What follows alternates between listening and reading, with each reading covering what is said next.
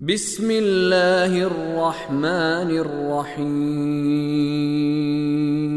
ثم كان علقة فخلق فسوى فجعل منه الزوجين الذكر والأنثى أليس ذلك بقادر على أن يحيي الموتى۔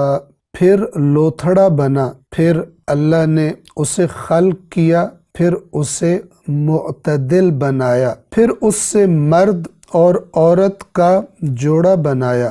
کیا یہ ذات قدرت نہیں رکھتی کہ مرنے والوں کو زندہ کر دے؟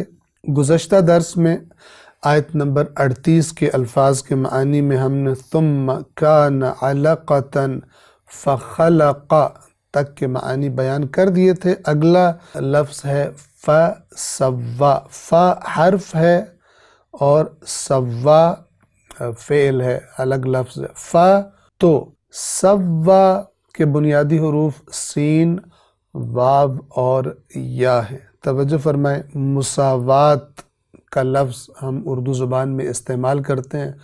مساوات یا دو چیزوں کا یا دو سے زیادہ چیزوں کا مساوی ہونا، یعنی ان کے درمیان مساوات ہونا۔ اس کا کیا معنی ہوتا ہے کہ دو یا دو سے زیادہ چیزیں برابر ہوں، وزن میں برابر ہوں، یا لمبائی میں برابر ہوں، یا اونچائی میں برابر ہوں، یا کسی بھی جہت سے ایک دوسرے کے برابر ہوں۔ اس کو یہ سین، واو اور یا کا بنیادی معنی ہے۔ اسی سے لفظ سوا ہے کہ جو اس آیہ مبارکہ میں آیا، اور سوا کا معنی کیا بنے گا؟ دو یا دو سے زیادہ چیزوں میں مساوات قائم کر دینا، انہیں مساوی کر دینا، انہیں برابر کر دینا۔ اور اسی مناسبت سے کسی چیز کو اس طرح بنا دینا کہ اس میں کوئی غیر مناسب چیز نہ رہے، تمام یعنی جو اس کے اعضاء ہیں ان کی آپس میں ہم آہنگی ہو جائے، جس چیز کو چھوٹا ہونا چاہیے وہ چھوٹی کر دی جائے، جس چیز کو بڑا ہونا چاہیے وہ بڑی کر دی جائے، جس حصے میں جیسا رنگ ہونا چاہیے اس کی مناسبت سے ویسا رنگ ہو جائے۔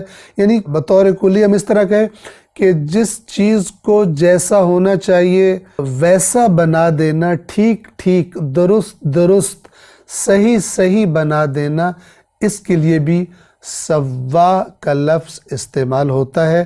اور اسی معنی میں سورہ قیامت کی آیت نمبر 38 میں اللہ تبارک و تعالی نے فرمایا کہ ثم کان علقۃ، پھر وہ نطفہ لوتھڑے میں تبدیل ہوا، لوتھڑا بنا، جمع ہوا، خون بن گیا، فخلق، تو اللہ نے اسے خلق کیا، یعنی ایک نئی جدید خلقت عطا کی، فسوا، اور اس خلقت میں کیا کیا؟ بنا کر پھر اسے ایسا نہیں بنایا کہ مثلا ناک بہت لمبی ہو جائے، کان بہت چھوٹے ہو جائیں، ایک کان چھوٹا ایک بڑا، ایک آنکھ چھوٹی ایک بڑی، ایک ہونٹ چھوٹا ایک بڑا۔ اور اسی طرح آپ تصور کر سکتے ہیں کہ جب رحم مادر میں اللہ تعالیٰ فرماتا ہے هُوَ الَّذِي يُصَوِّرُكُمْ فِي الْأَرْحَامِ كَيْفَ يَشَاءُ، وہی ہے کہ جو ماؤں کے رحموں میں، ماؤں کے پیٹوں میں جس طرح چاہتا ہے تمہاری تصویریں بناتا ہے۔ وہ چاہتا تو انسان کو انتہائی بدنما، بدصورت، یہ جو ہے فسوا، یہ سوا نہ کرتا۔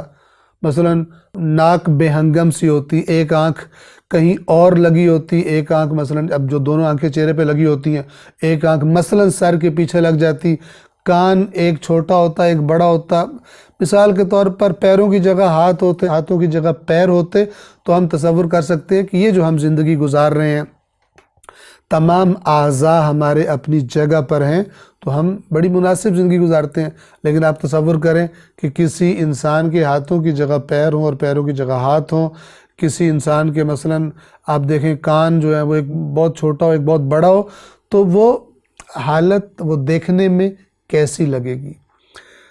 درست درست، صحیح صحیح، ٹھیک ٹھیک، جیسا بنانا چاہیے تھا ویسے بنا دینا، ہر چیز کو جس مقام پر ہونا چاہیے تھا اس مقام پر کر دینا، جتنی مقدار میں ہونی چاہیے تھی، جتنی بڑی ہونی چاہیے تھی، جتنی چھوٹی ہونی چاہیے تھی، بالکل اس طرح مناسب بنا دینا، اس کے لیے سوا کا لفظ استعمال ہوتا ہے۔ لہذا فرمایا کیا وہ رحم میں ٹپکایا جانے والا منی کا ایک نطفہ نہیں تھا، پھر اس کے بعد لوتھڑا بنا، پھر اللہ نے اسے خلق کیا یعنی انسان بنا دیا، اور اسے ہم نے یہاں ترجمے میں لفظ استعمال کیا، پھر اسے معتدل بنایا۔ اعتدال کہتے ہیں جس میں افراط و تفریط نہ ہو، کمی اور زیادتی نہ ہو، جس کو جیسا ہونا چاہیے، جس چیز کو جیسا ہونا چاہیے، جتنی مقدار میں ہونا چاہیے، جتنے سائز کا ہونا چاہیے، بالکل اسی طرح سے اس چیز کو بنا دیا جائے۔ یہ اس آیہ کریمہ کا معنی ہے ثم کان علقۃ فخلق فسوی۔ آیت نمبر 39 انشاءاللہ آئندہ درس میں بیان کی جائے گی۔ والسلام علیکم ورحمۃ اللہ وبرکاتہ۔